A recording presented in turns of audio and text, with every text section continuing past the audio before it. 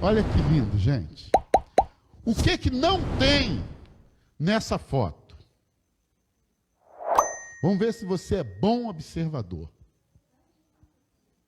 Vamos lá, Michelezinha. Quem concorda com o Carlinhos que não tem pássaro? Você concorda com o Carlinhos que não tem pássaro?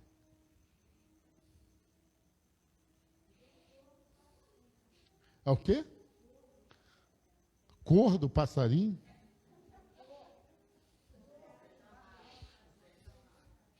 Está magro? Ele não está gordo? Não estou entendendo nada. Ah, não tem cor.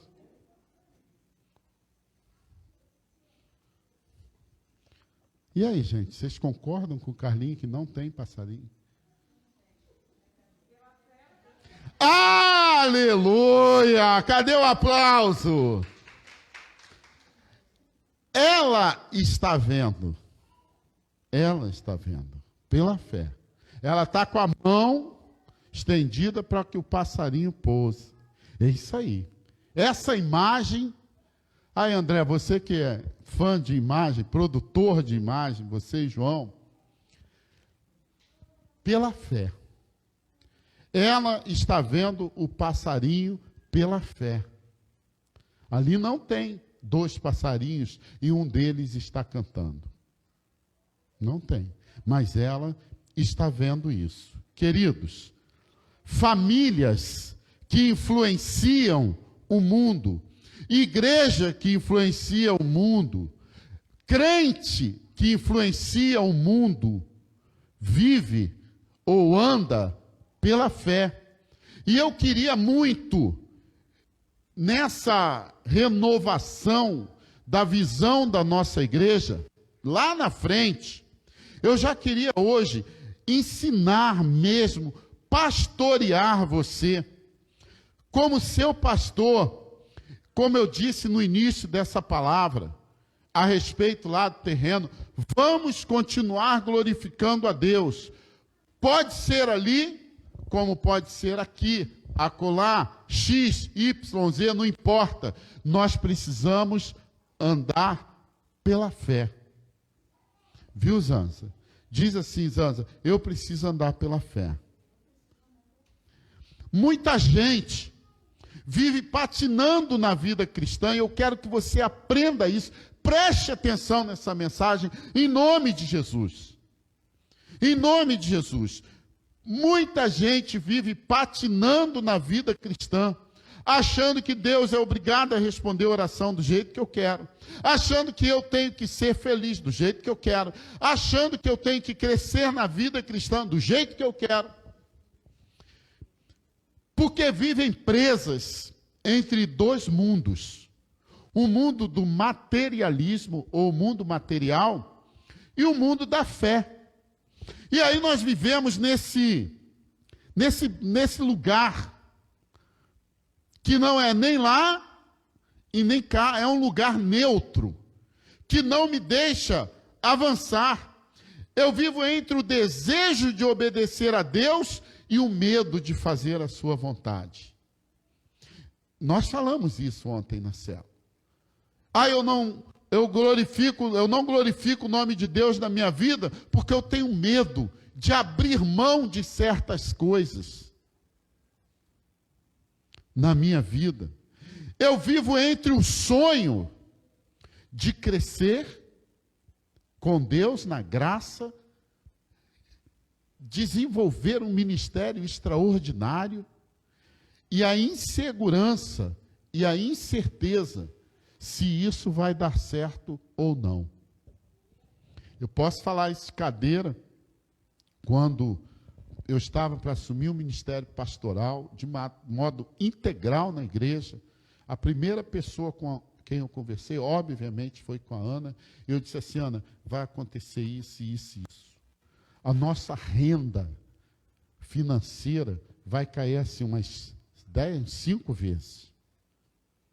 E a Ana falou assim: o mesmo Deus que está nos sustentando até hoje é o mesmo Deus que vai continuar nos sustentando daqui para frente. com renda ou sem renda. E aí, meu irmão, sabe o que aconteceu? Mergulhei de cabeça, então eu vou. Sabe qual foi o mês ou o dia que faltou alguma coisa? Hã? Nunca. Nunca. A profecia dela, o mesmo Deus que veio até aqui nos sustentando, é o mesmo que vai continuar daqui para frente. Então nós vivemos nessa dualidade. Fé, medo. Medo de investir, medo de entrar de cabeça. Eu preciso ter a minha segurança e dou um passo só para diante. Jesus disse assim, vamos ver o que Jesus disse agora. Jesus disse o seguinte, ninguém, Mateus capítulo 6, verso 24. Vamos ler junto comigo esse texto, que isso é bonito demais. Vamos lá? Botei só a metade do texto. Ninguém, todo mundo comigo, pode servir a dois senhores, pois odiará a um e amará o outro, ou se dedicará a um e desprezará o outro. Palavras de Jesus, incontestável. Não tem como a gente servir a dois senhores. Da mesma maneira, o cristão jamais conseguirá ser feliz, viver feliz entre dois mundos, o mundo do materialismo e o mundo da fé. Não tem como fazer isso, você precisa aprender isso. Não pode viver a convicção de crer e se entregar ao Senhor e buscar as coisas da sua própria maneira. A perspectiva das coisas que nós vemos dependem da nossa fé. E é nesse contexto que a Bíblia ensina de que forma o cristão deve andar pela fé. Porque a Bíblia diz isso. A Bíblia diz em 2 Coríntios capítulo 5, versículo 7, porque nós vivemos por fé e não pelo que vemos. Você entendeu? Jesus disse, olha, ninguém pode agradar a dois senhores, porque você vai odiar um e vai amar o outro.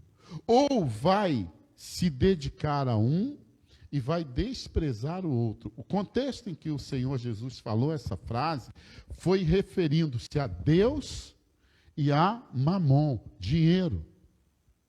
Não tem como. Eu quero aplicar a esse texto. Nós vivemos por fé e não pelo que nós vemos. Quer ver uma coisa? O que nós estamos vendo hoje em relação ao terreno? Caminhos abertos ou obstáculos? Claro que é obstáculos. Eu, sem ter essa informação, eu já tinha combinado, Natal, olha, eu quero conversar contigo, vai ter trabalho, vai ter assim, vai ter assado, você vai me abençoar. Já fui logo, né, Natal? Não foi assim, não? Vai me abençoar. E o Natal falou, eu só faço se o Carlinhos estiver comigo. Falei, isso é mole, cara, isso aí, pronto. Já, nem falei, cara, falei, já considera a vitória. Brincando, Carlinhos, não falei nada disso, não. Queridos, embora vejamos obstáculos, mas pela fé nós já vemos o templo construído. Amém, queridos? Pela fé. Então, a expectativa do que Deus vai fazer é o meu quinhão de fé. Paulo está ensinando, olha, nós não podemos viver de acordo com as circunstâncias que estão diante de nós. Mas hoje eu estou vivendo uma tremenda dificuldade, meu irmãozinho. Pensa no Deus a quem você serve, e isso vai mudar. Então, como eu posso viver por fé? A primeira coisa é que o estilo de vida do cristão é pela fé. Não pode ser ditado pela possibilidade. Não pode ser ditado pelo que está diante dos meus olhos, porque diante dos nossos olhos tem um mundo. Eu preciso que você aprenda isso, meu irmão. Diante dos seus olhos estão as suas dificuldades, as suas limitações. Diante dos seus olhos estão os seus desejos. Você está entendendo isso, querido? É preciso que você entenda isso. Que aí, quando você estiver diante da maior dificuldade da sua vida, você vai falar assim: eu não vou olhar por esses olhos humanos. Eu não vou viver isso. Eu vou olhar pelos olhos da fé. Então, o nosso estilo de vida precisa ser isso. Eu preciso ver os passarinhos. Fala aí para o teu irmão: você precisa ver. Natal, você precisa ver o passarinho. Não, passarinho ali, Natal. Matilde já está falando: Natal, você precisa ver o passarinho. Que papo, o Natal, que conversa é essa, meu? Zanza, tu precisa ver o passarinho. Tá bom? Então tá. Carlão, tu já viu o passarinho verde hoje? Tá aqui, ó. Você precisa ver pela fé. A análise da vida de Abraão nos ajuda a entender isso. Olha o que Deus disse para Abraão: saia da sua terra, do meio dos seus parentes e da casa do seu pai, e vá para a terra que eu lhe mostrarei. Deus estava exigindo de Abraão uma transformação de vida. Viver pela fé exige transformação de vida. Eu pergunto aos irmãos: Deus poderia mudar a vida de Abraão, usar Abraão ali onde ele estava, em Padã Arã? Era o lugar onde Abraão vivia, está lá, na terra de Ur dos Caldeus. Se a gente fosse trazer para o nosso bairro, para a nossa vida, Ur dos Caldeus era o país. E Padã Arã era a cidade grande. Era onde Abraão vivia. Eu pergunto aos irmãos: Deus não poderia usá-lo ali? Por que ele disse: sai daqui e vai para outro lugar? Você já parou para pensar nisso? Você já parou para pensar nisso? É mesmo, Deus podia usar Abraão ali. Por que ele diz: sai da tua terra? E ainda diz assim: amado, vai para um lugar onde eu mostrarei. Ele não poderia estar ali com a sua família, com seus amigos. Por que isso? Em primeiro lugar, a família, os amigos, o emprego, a terra, é a base da vida de qualquer pessoa. E para deixá-los, só mesmo através da fé. Abraão não ia deixar por outra coisa.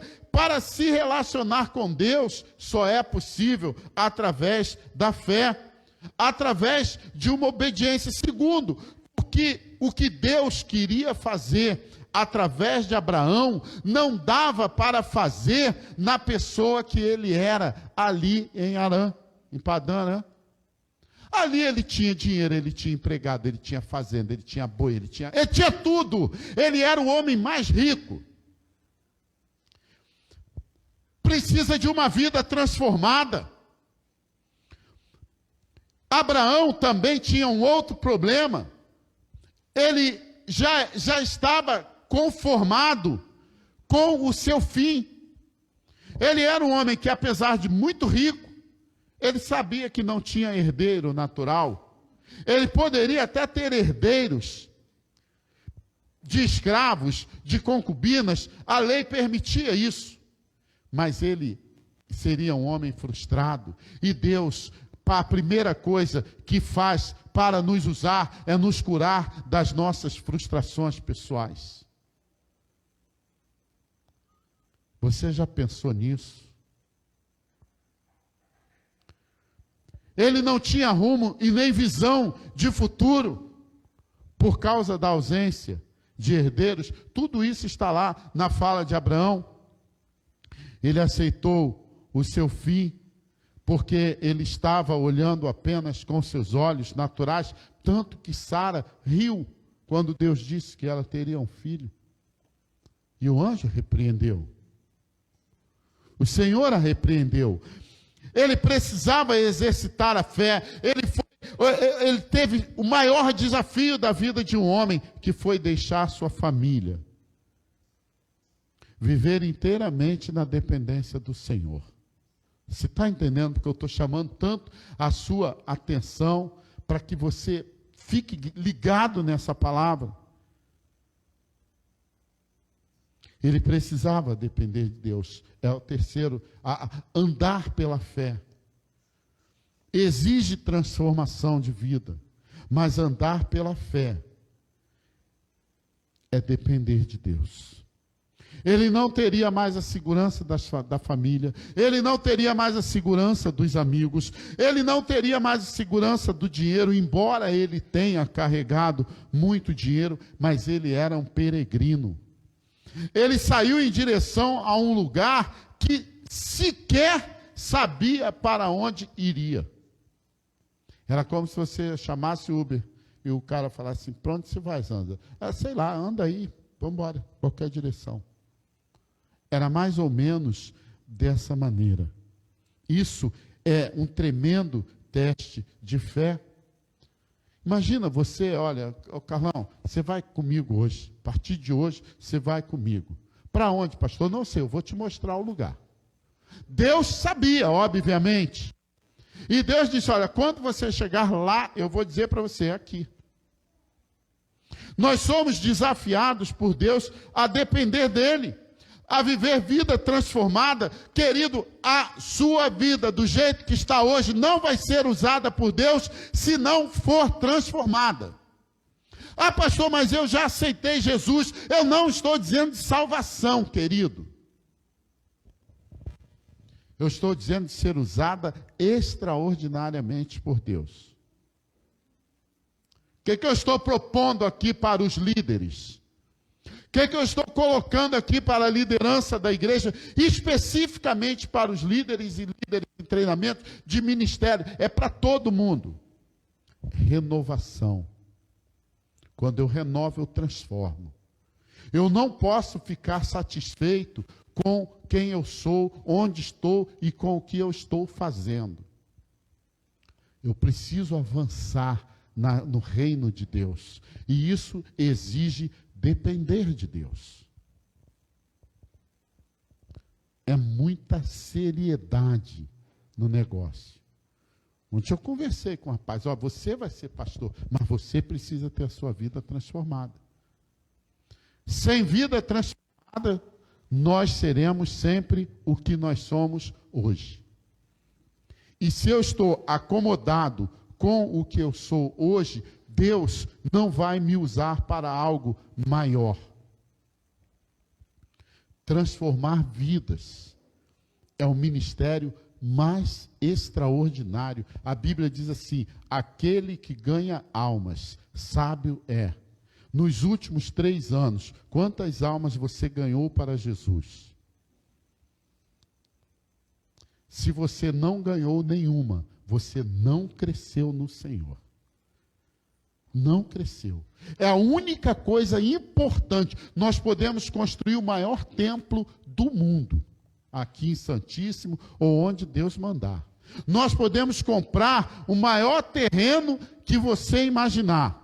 Construir uma igreja do tamanho do Maracanã. Mas se nós não ganharmos almas para Jesus, nós seremos apenas construtores de templo.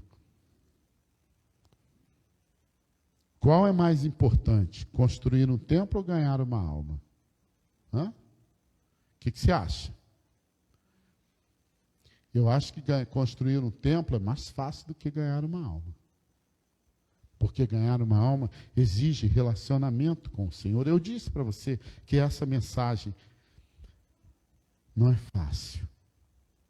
Precisa ganhar almas para Jesus. Se eu não estou ganhando almas, se eu não estou fazendo a diferença na vida de outro, ontem a Isabela o testemunho que a irmã Matilde deu aqui, eu chorei muito. Os irmãos viram minhas lágrimas. Por que a emoção? Porque você recebe uma pessoa na sua célula. Essa pessoa vem com ódio nos olhos, vem com raiva, vem falando de outras religiões. E daqui a pouco, e você vai colocando a palavra, daqui a pouco a pessoa diz assim: eu quero Jesus na minha vida. E aí você vê essa pessoa mudando de vida. Queridos, preste atenção, você não está entendendo ainda. Aquela pessoa ia passar a eternidade onde? No inferno. Agora ela vai passar a eternidade, vai estar, aliás, na eternidade, onde? No céu. Deus poderia usar outro método para ganhá-la? Ele poderia usar qualquer coisa. Ele diz que se nós nos calarmos, o que vai acontecer? As pedras clamarão. Meu irmão, eu não vou deixar a pedra clamar no meu lugar, não. Para com isso, rapaz. Para com isso. É ruim. Mas não vou deixar mesmo. Por quê? Eu preciso andar pela fé e depender do Senhor. Os que conhecem o teu nome confiam em ti, pois tu, Senhor, jamais abandona os que te buscam. Salmo 9, versículo 10. Quem conhece, quem tem um relacionamento com o Senhor, confia nele. Eu confio, eu tenho um relacionamento com Deus. Eu sei quem Deus é. Eu sei que Ele não vai me abandonar. Eu sei que Ele estará diante de mim. Eu sei que Ele vai cuidar de mim. O nome disso, queridão, é fé. Não tenha medo. Por quê? Porque o terceiro ensino desta palavra, andar por fé, é andar em obediência. Analisando a vida de Abraão, nós podemos concluir o seguinte: se já é difícil fazer uma mudança com tudo certo, nós temos aqui na igreja alguns irmãos, filho da irmã Gilane, mudou de vida, mudou de estado, mudou de tudo. Mudou, geral. Mas com tudo organizado, com tudo estabilizado, com tudo direcionado, tudo certinho. Fazendo assim, já é uma tremenda dificuldade. Quando o João Vitor foi matricular lá em Mato Grosso, caramba, que sufoco! Nós tivemos que alugar uma kitnet, comprar coisas para ele e fazer. A Ana comprou até fronha para a travesseira. Eu falei: deixa dormir no chão. Uma fronha para o meu filho. Tá tudo, ele vai dizer que tu faria isso pela Thaís e Débora. Que isso, cara? Falei: deixa dormir em cima de pedra. Não, é meu filho. Fala sério. Queridos, se a gente fazer tudo, é difícil.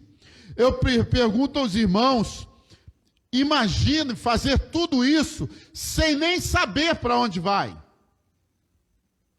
Sair com a família na loucura. Então andar por fé exige obediência sem questionamento. O nome disso é confiança no Senhor. É difícil, mas foi o que Deus pediu a Abraão. E quem está disposto a andar por fé, precisa estar preparado para ouvir de Deus algo, materialmente dizendo, impossível de se fazer. Impossível de se fazer. Mas esse será o seu grande teste de fé. Buscar ter intimidade com Deus é estar disposto a orar muito, É estar disposto a entrar numa rua que você não tinha planejado. Ai, Deus me mandou. Quantas vezes você vai falar com uma pessoa, olha, foi Deus que mandou você aqui, e você no seu íntimo vai dizer assim, pô, eu nem queria passar por aqui. Quantas pessoas, e eu levo isso muito a sério, ô Luiz, foi Deus que mandou você ao meu encontro. E eu falei, opa. Se foi Deus, então eu vou prestar atenção. Então você vai falar com pessoas estranhas, você vai dar café, você vai receber pessoas estranhas na sua casa. Você vai deixar a sua plantação e ir para uma terra que você nem conhece o clima para começar uma nova plantação. Isso tudo é falar com Deus. A Bíblia diz assim, queridos, olha,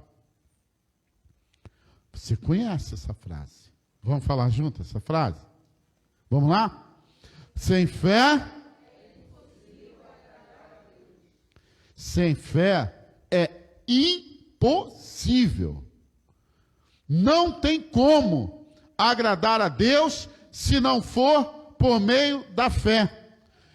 Baseado em tudo isso que nós estamos conversando nessa noite, Deus quer nos ensinar grandes coisas com atitudes, atitudes pequenas. A grande questão é que nós queremos fazer grandes coisas em atitudes pequenas. E isso não vai rolar. Nós não queremos dificuldades, nós não queremos renunciar, nós queremos colocar a mão na cabeça de uma pessoa, os crentes mais corajosos, porque tem um monte de covarde que não faz isso. Queremos colocar a mão na cabeça da pessoa, a pessoa ser liberta, orar a Deus pela cura e a pessoa ser curada, mas nós não queremos dar nossa cota de sacrifício. Você tem que orar, amigo. Eu não consigo vencer o pecado da imoralidade sexual na minha vida. Eu não consigo vencer o pecado do vício na minha vida. Eu não consigo vencer o pecado da mentira na minha vida. Mas o que você está fazendo para vencer? Lembra que sem transformação de vida não tem ser usado por Deus? Se eu tiver as mesmas atitudes que eu tenho hoje, eu vou ter os mesmos resultados que eu tenho hoje. Eu não consigo vencer qualquer pecado que você pensar aí na sua cabeça. Se você não mudar de atitude, você não vai conseguir vencer. Eu ganho R$1.000, gasto R$1.000 e quero economizar. O que eu preciso fazer? Cortar gastos. Eu quero economizar R$100 por mês, então eu preciso cortar R$100 por mês. Se eu continuar gastando R$1.000 por mês, eu não vou conseguir economizar R$100 por mês. Não vai brotar. Da mesma lei se aplica à vida espiritual. Eu preciso que você aprenda isso. Eu orei a Deus por essa palavra. Andar por fé é para quem tem coragem de enfrentar os desafios. É para quem tem coragem de ser chamado de louco. É para quem tem coragem de ser julgado erroneamente, de enfrentar o desdém das outras pessoas. Isso que esse cara está falando não é nada disso, não. Quem busca a voz de Deus precisa estar disposto a ouvir o que não quer ouvir. Zé, sabe aquele grande plano seu de ser um rico empresário, um grande homem de Deus? Esquece, filho, eu quero que você seja pastor. Olha só, já pensou ouvir isso? E o Zé tem que ouvir isso e diz assim, ó Senhor, amém, glória a Deus. Mas você tem a opção. Estou dando o exemplo do Zé, esse exemplo serve para todos nós, cara. Você está disposto a ouvir isso? Tem coragem? É estar disposto a abrir mão de quem ama, a abrir mão dos sonhos. Foi o que Abraão fez. Tem que deixar a insegurança de lado e caminhar. Me perguntaram assim, nem sei, foi ontem. Gente, ontem eu tomei um café. Viu, Carlinhos? Bem feito. Olha só. O que tem sexta-feira? Não, comi um ovo mexido com alho poró. Nossa, só que não. Não, comi sim. E aí, eu já nem lembro mais. Ah, tá. E aí o Cristiano fez uma pergunta para mim. Pastor, você está com medo de encarar esse desafio aí do terreno, construção do templo e tudo mais? Eu enchi o peito de ar, querido. Qual foi minha resposta, Patrícia? Tô. Os irmãos pensaram que eu ia dizer. Eu fiz assim, querido. Tô com muito medo, porque eu sei que eu não vou conseguir. Mas, por outro lado, o meu medo acaba quando eu coloco nas mãos de Deus. Não foi assim, Patrícia? Então, eu estou com medo. O desafio é enorme. E o desafio na vida do irmão também é enorme. Mas quando nós nos aproximamos de Deus e obedecemos a sua vontade, nós começamos a ser fortalecidos. E eu quero terminar essa palavra deixando propositalmente uma preocupação no coração dos irmãos. Eu não estou falando isso por acaso. Eu estou aqui na condição de ensinar mesmo como pastor. E eu quero deixar essa preocupação. Tem algo que nós precisamos nos preocupar. Se nós não estamos andando por fé, nós, primeiro, não estamos agradando a Deus. E segundo, Deus não está feliz, não está satisfeito com a gente. O versículo que eu vou colocar aqui ganhou uma conotação totalmente diferente diante dessa questão de andar por fé. Em outras palavras, Deus está dizendo assim: andar por fé não é uma opção, ela é inerente à natureza do crente. Se o crente não anda por fé, ele não é crente. Prova, olha aqui, ó. O meu justo viverá pelo quê? Pela fé. Não há outra alternativa para o Filho de Deus. Deus está dizendo assim: o meu justo viverá pela fé. Aqueles que creem em mim viverão pela fé. E se ele retroceder, eu não me agradarei dele. É pela fé. É pela fé. Então, amigão, Paulo disse assim: nós andamos por fé e não por vista. Paulo está dizendo que esse é o estilo de vida do crente. E se ele não está andando dessa maneira, Deus diz assim: ó, então eu não vou me agradar de você. O meu justo viverá da fé. E se ele retroceder, eu não me agradarei dele. Meu irmão, vamos louvar ao Senhor? Vamos adorar ao Senhor? Eu quero que você pense nisso. Na verdade, você não está sendo convidado ou desafiado a andar por fé. Deus está dizendo assim: você é o meu servo se você andar por fé. Se o seu estilo de vida for fé, pela fé, eu quero ver você andando pela fé. Pela fé, eu quero ver a sua vida sendo transformada pelo Senhor. Pela fé, eu quero ver você crescendo no Senhor. Pela fé, eu vejo a igreja crescendo no Senhor. Pela fé, eu vejo a célula crescendo no Senhor.